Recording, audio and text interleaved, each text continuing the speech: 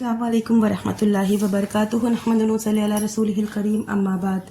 چونکہ رمضان آنے والا ہے اور رجب کا مہینہ شروع ہو گیا ہے، جس میں ہم روزے کی تیاری شروع کرتے ہیں۔ روزے میں ہم جو سب سے زیادہ جس چیز پر دھیان دیتے ہیں وہ چیز ہوتی ہے تلاوت قرآن۔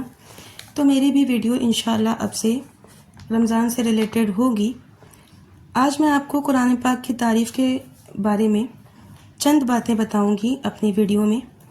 اعوذ باللہ من الشیطان الرجیم، بسم اللہ الرحمن الرحیم۔ سورہ بقرہ میں اللہ تعالیٰ فرماتا ہے شہر رمضان الذی انزل فیہ القرآن ھدی للناس وبینات من الھدی والفرقان۔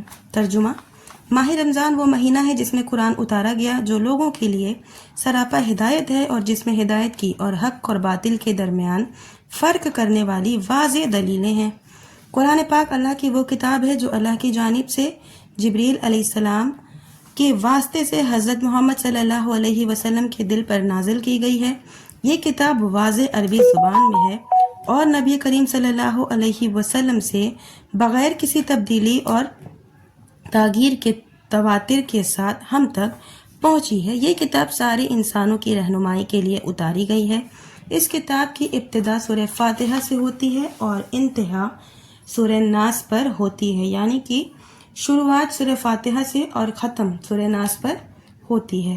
تواتر کا مطلب یہ ہے کہ کسی قول یا فعل کو اتنے زیادہ لوگ بیان کریں کہ اس کے کہنے والوں کو یہ نہیں کہا جا سکتا کہ سب جھوٹ بول رہے ہیں۔ مثلا شہر مکہ آپ نے نہیں دیکھا، لیکن اس کے وجود کو اتنے زیادہ لوگ بیان کرتے ہیں کہ نہ دیکھنے کے باوجود آپ کہنے والوں کو جھوٹا نہیں کہہ سکتے۔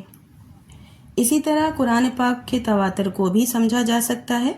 قرآن پاک یہ صرف ایک اگزامپل کے طور پر تھا۔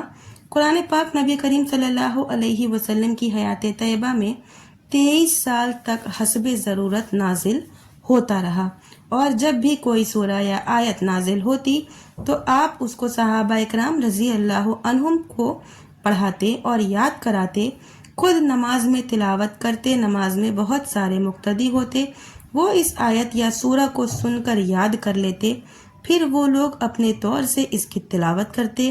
تہجد اور دیگر نمازوں میں تلاوت کرتے، ان سے سن کر گھر میں عورتیں اور بچے بھی تلاوت کرتے۔ پھر مدینہ کی دوسری مساجد میں بھی وہ سورہ یا آیات پڑھی جاتی، اس مسجد کے مقتدی سن کر یاد کر لیتے اور تلاوت کرتے۔ مدینہ کے علاوہ جہاں جہاں مسلمان ہوتے وہاں بھی آہستہ آہستہ وہ سورہ یا آیت پہنچ جاتی اور اس کی تلاوت شروع ہو جاتی۔ اس طرح نازل شدہ قرآن کریم کی تلاوت کا حلقہ اتنا وسیع ہو جاتا کہ اس میں کذب اور جھوٹ کا امکان باقی نہیں رہتا۔ بعد کے دور میں جیسے جیسے اسلام کا حلقہ وسیع ہوا، اسی کے ساتھ قرآن پاک کی تلاوت کا حلقہ بھی وسیع ہوتا گیا اور آج تک وسیع ہوتا جا رہا ہے، فالحمدللہ۔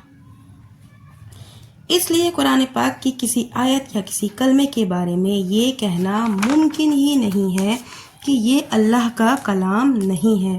آج ہمارے جو ٹاپک ہے اس کا موضوع اللہ کا کلام یعنی قرآن پاک ہے۔ پہلے میں آپ کو یہ سمجھانے کی کوشش کر رہی ہوں کہ ہمارے ہاتھ میں جو قرآن پاک ہے وہ واقعی اللہ کا کلام ہے۔ اس کے مختلف دلائل اور شواہد یعنی کہ گواہ ہیں۔ سارے دلائل اور استقصاء تو نہیں کیا جا سکتا، لیکن چند کا ذکر جو ہے ممکن ہے۔ سب کو کی ڈیٹیلز میں نہیں بتا سکتی۔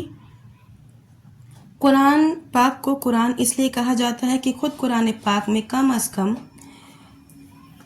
66 جگہ اللہ تعالیٰ نے اپنے کلام پاک کو لفظ قرآن سے تعبیر کیا ہے۔ قرآن کا لفظی معنی کیا ہے اور اس کا مادہ کیا ہے، اس میں جو علماء کا اختلاف ہے، یہاں 2 کا ذکر میں کروں گی، لیکن وہ میں انشاءاللہ کل کے ویڈیو میں کروں گی کیونکہ یہ ویڈیو میری لمبی ہو جائے گی۔ تو آج کی میں ویڈیو اپنی یہیں ختم کرتی ہوں اور کل میں اپنی ویڈیو میں قرآن کا لفظی معنی کیا ہے، اس کے مادہ کیا ہے اور اس میں علماء کا اختلاف کیا ہے، اس پر یہ چیز آپ کے ساتھ شیئر کروں گی انشاءاللہ۔ ویڈیو آپ کو کیسی لگی مجھے کمنٹ میں ضرور بتائیے گا۔ آخر میں اللہ تعالیٰ سے دعا ہے کہ یا اللہ تعالیٰ ہم تمام مومن مسلمانوں کو زیادہ سے زیادہ نیک عمل کرنے کی توفیق دے. جو بھی مسلمان بھائی بہن جہاں بھی کہیں بیمار ہیں اللہ تعالیٰ ان کو شفائے کاملہ عاجلہ عطا کرے. جو بھی مسلمان بھائی بہن جہاں بھی کہیں پریشان ہیں اللہ تعالیٰ ان کی مدد کرے. مرحومین کے لیے بھی دعا ضرور کیا کرے, اللہ ان کی مغفرت کرے, ان کے سے جو بھی گناہ ہو جاتے ہیں اللہ انہیں معاف کرے. آمین. وآخر دعوانا ان الحمد للہ رب العالمین.